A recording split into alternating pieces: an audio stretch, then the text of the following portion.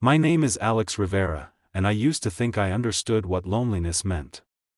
That changed at 2:17 a.m. on a Thursday when the air at the foot of my bed shimmered like heat waves over desert sand, except it glowed pale blue in the darkness of my new Seattle apartment. She materialized slowly, as if the universe was painting her into existence one brushstroke at a time. Navy blue skin that seemed to hold its own inner luminescence, like twilight made flesh. Blonde hair cascaded past her shoulders in waves that caught the streetlight filtering through my curtains, making it shimmer like spun gold against that impossible indigo. Her eyes were vast and iridescent, shifting between violet and silver depending on how the light caught them. I should have screamed. I should have reached for my phone, my lamp, anything. Instead, I sat frozen, my heart hammering so hard I thought it might crack my ribs. She raised one elegant hand, long fingers splayed in what I somehow knew was a gesture of peace. When she spoke, her voice was like wind chimes in a gentle breeze, musical and soft, but the words were perfect English. Please don't be afraid. I mean you no harm whatsoever. I managed to croak out a response. What? Who are you? My name is Lyris. She took a tentative step closer, and I noticed she was tall, easily 6 feet, with an athletic grace that made every movement look choreographed. She wore something that resembled a dress but seemed to be made of fabric that moved like liquid starlight, flowing and shifting with colors I didn't have names for. I am a refugee from Kael'ris, a world that orbits a dying star many light years from here. A refugee, I repeated numbly, my brain struggling to process the impossibility standing in my bedroom. You're an alien. Yes.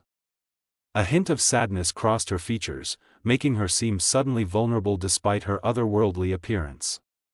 My people mastered teleportation technology generations ago. When our sun began its collapse, we scattered across the galaxy.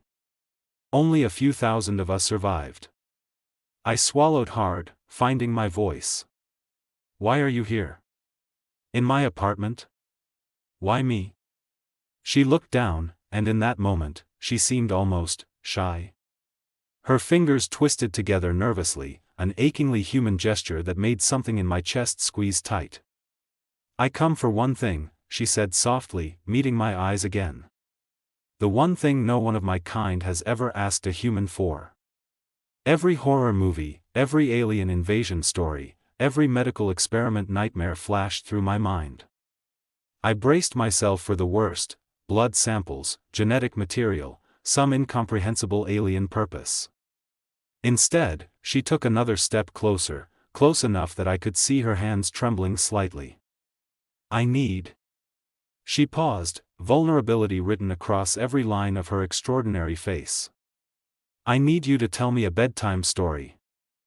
For a long moment, I just stared at her, certain I'd misheard. A bedtime story?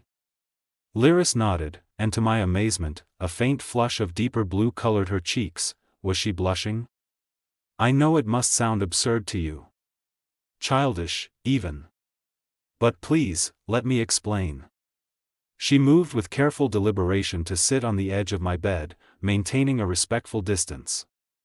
This close, I could see tiny sparkles in her navy blue skin, like someone had dusted her with microscopic diamonds.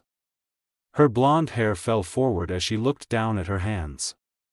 My world had no childhood tales, she began, her voice carrying a weight of ancient sadness. We're an advanced civilization. Our young are born with genetic memory, knowing everything needed for survival, for work, for duty. We have art, music, poetry, but we never developed the tradition of stories told simply to comfort, to soothe, to help someone feel safe in the darkness. I found myself leaning forward, caught by the emotion in her words. When our sun began to die, when we realized our entire civilization was ending.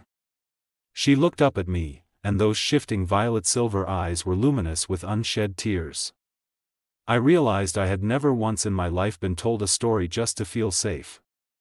Your planet broadcasts travel through space, you know. For years, I've intercepted them. Children's programs, audiobooks, parents reading to their young. It's the most beautiful thing I've ever encountered.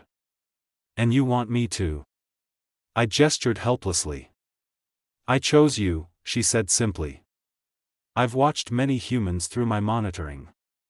Your light stays on late, I see you reading. And your biometric signature. She hesitated, that blue flush deepening. It reads as kind. Gentle. I need someone who won't mock what I'm asking for. Something in my chest cracked open. Here was this incredible being, this refugee from a dying world who could teleport across the galaxy, and she was asking for the simplest, most human thing imaginable. Okay, I heard myself say. What kind of story do you want? Her entire face transformed with a smile that made my breath catch. Anything. Everything. Whatever you wish to share. So I started with the first thing that came to mind, The Little Prince. I told it from memory, stumbling over some parts, embellishing others. Lyris sat perfectly still, her attention absolute, eyes fixed on my face like I was revealing the secrets of the universe. When I finished, dawn was painting my windows pink and gold.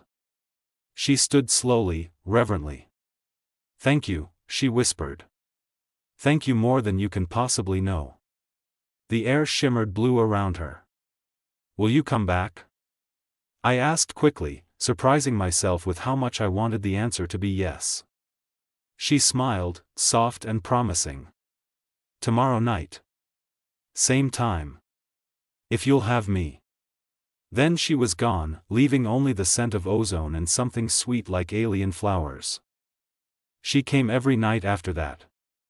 2:17 a.m., like clockwork, the air would shimmer, and Lyris would appear at the foot of my bed, her navy blue skin glowing softly in the darkness, blonde hair perfectly framing a face I found myself thinking about more and more during the daylight hours.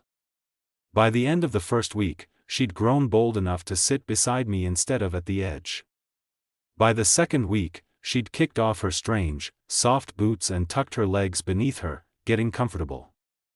I told her everything, Cinderella, Peter Pan, the Velveteen Rabbit.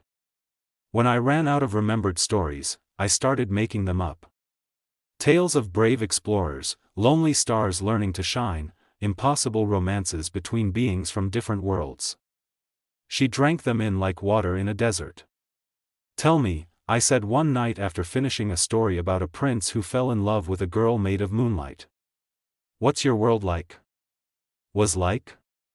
Lyris shifted closer, and I caught that sweet alien flower scent that always clung to her.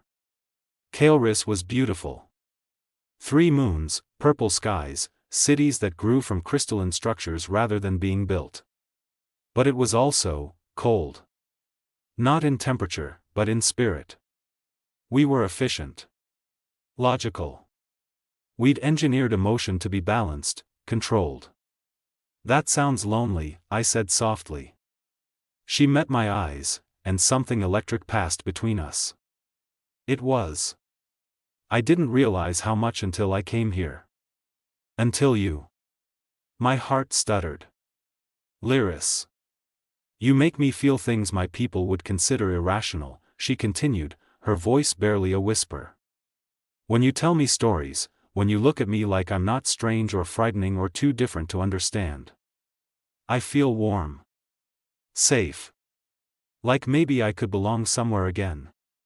Without thinking, I reached out and tucked a strand of that golden blonde hair behind her delicately pointed ear. She inhaled sharply, her skin darkening to a deep sapphire where my fingers brushed her cheek. You're beautiful, I breathed. I've thought so since the first night. Alex. My name on her lips was music. She leaned into my touch, her eyes fluttering closed. My people don't do this. Physical affection is rare, reserved for bonding ceremonies. But when you touch me, I understand what all your stories have been trying to teach me. What's that? She opened her eyes, and they were molten silver now, intense with emotion. That some things transcend logic. That connection isn't a weakness. That maybe I've been falling in love with you, one story at a time. Time seemed to stop. The whole universe narrowed to just us, sitting in my bed in the quiet hours before dawn, two beings from impossible different worlds discovering they weren't so different after all. I think, I said slowly, carefully, I've been falling in love with you too. She smiled, radiant, transformative, and leaned her forehead against mine. We had 3 more weeks of perfect, stolen midnights. 3 weeks of stories that became increasingly about us, thinly veiled tales of aliens and humans who found each other against all odds. 3 weeks of touches that lingered longer, of holding hands while I spoke, of her head resting on my shoulder as dawn approached. 3 weeks of falling deeper in love with someone who wasn't supposed to exist. On the 22nd night, she appeared at 2:17 a.m. as always, but something was wrong. Her usual glow seemed dimmed, her shoulders slumped, her eyes red-rimmed as if she'd been crying. Lyris? I was on my feet immediately, crossing to her. What's wrong? She walked into my arms without hesitation, burying her face against my chest. I held her tight, feeling her trembling, stroking her blonde hair while my heart cracked with dread. They found a planet, she whispered against my shirt. My people. A world that can sustain us. It's on the far side of the galaxy, but it's habitable. Beautiful. A new home. That's wonderful, I managed, even as everything inside me screamed that it wasn't, that it was the worst news possible. You'll be safe. You'll have a home again. She pulled back just enough to look up at me, tears streaming down her navy blue cheeks, catching the light like liquid diamonds. The last transport ships leave in 2 days. Everyone must go. It's too far to maintain teleportation bridges. Once I leave. Her voice broke. I'll never be able to come back. Never see you again. The room tilted. I'd known this was temporary, how could it not be? She was a refugee, not a resident. She had responsibilities, a people who needed her. But knowing it intellectually and feeling it viscerally were two completely different things. 2 days, I repeated numbly. I don't want to go, she whispered fiercely, gripping my shirt in her fists. Every molecule in my body is screaming at me to stay. But my people need every survivor. I can't abandon them for a human you've known for 3 weeks. I finished softly. I understand, Lyris. I do. No. She shook her head violently, blonde hair whipping around her shoulders. For the person who taught me what it means to be seen. For the man who made me understand that love isn't a weakness but the greatest strength any being can possess. For you, Alex. For everything you've given me.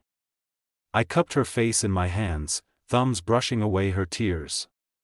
Then let me give you one more thing. One last story. I don't know if I can bear it, she breathed. This one's different, I promised, my own tears starting to fall now.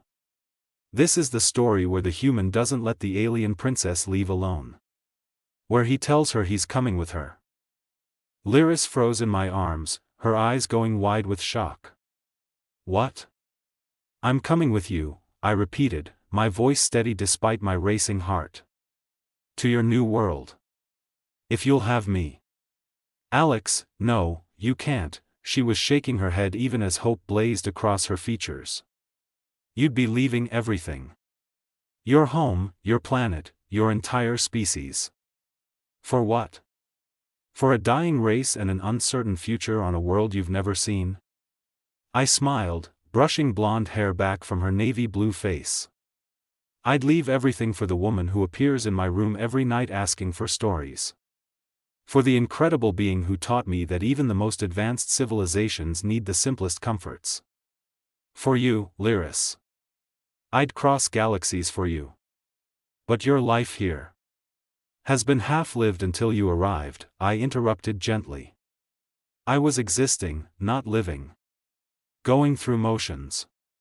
You woke something up in me, showed me what connection really means. Besides. I grinned, trying to lighten the impossible weight of this moment. Someone has to keep telling you bedtime stories. Can't let you go back to a storyless existence. She laughed through her tears, a sound like bells and breaking waves. You're insane. Wonderfully, beautifully insane. Is that a yes? Instead of answering with words, she kissed me. It was soft at first, tentative, like she was still afraid this might be a dream. But when I pulled her closer, deepening the kiss, she melted against me with a soft sound of surrender. Her lips tasted like starlight and honey, her skin warm beneath my hands. When we finally broke apart, both breathless, her navy blue skin was flushed deep sapphire, her eyes molten silver. Yes, she whispered against my lips. Yes, please, yes. Come with me. Build a new world with me. Let me wake up to your stories for the rest of our lives. The next night, our last on earth, we didn't talk much. We lay together in my bed, her head on my chest, my fingers trailing through her golden hair, memorizing every moment. I told her one final story, about two souls from impossible different worlds who found each other in the dark and chose to leap into the unknown together. At exactly 2:17 a.m., the air shimmered blue around both of us. My apartment, my old life, my entire planet faded away like morning mist. A new world rose to meet us, purple skies, crystalline cities, 3 moons hanging like lanterns in an alien heaven. And every night since, wherever we are in this strange new galaxy, I still tell her a story before we sleep. She still listens like it's the first time, eyes wide with wonder. She still holds my hand like she's afraid the dream might end. But this dream won't end. Because some love stories don't finish, they just begin with "once upon a time" and continue forever after.